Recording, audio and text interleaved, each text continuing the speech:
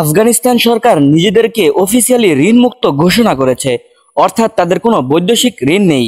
এখন যা উন্নয়ন হচ্ছে সব নিজস্ব অর্থায়নে।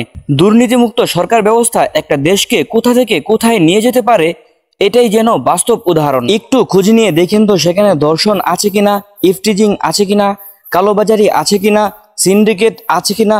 তবুও একদল এসে চিল্লাবে দেশটা আফগানিস্তান হয়ে গেল। বলি কি ভাই, আফগানিস্তান হওয়া এত সহজ না। একবার চিন্তা করে দেখুন, দেশটা মাত্র 4 বছর আগে অর্থাৎ 15ই আগস্ট 2021 থেকে 15ই আগস্ট 2025 পর্যন্ত হিসাব করলে 4 বছর হয়। সেই তালেবানরা যাদেরকে সারা বিশ্ব জানত জঙ্গি, সন্ত্রাসী, টেরোরিস্ট, উগ্রবাদী ও ধর্মান্ধ, তারা হাতে শাসন ক্ষমতা পেয়ে দেশের সব ঋণ পরিশোধ করে ফেলেছে এবং তারা সুদমুক্ত ঋণ দেওয়ার উদ্যোগ নিয়েছে। স্বাধীনতার 54 বছরেও কিছু করতে পারল না বাংলাদেশ।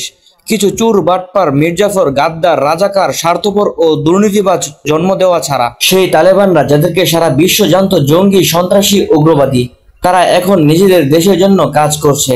আর আমরা এখনো দলাদলি লুটপাটে ব্যস্ত। কেউ দেশ গড়ছে আর কেউ দেশটা খাচ্ছে।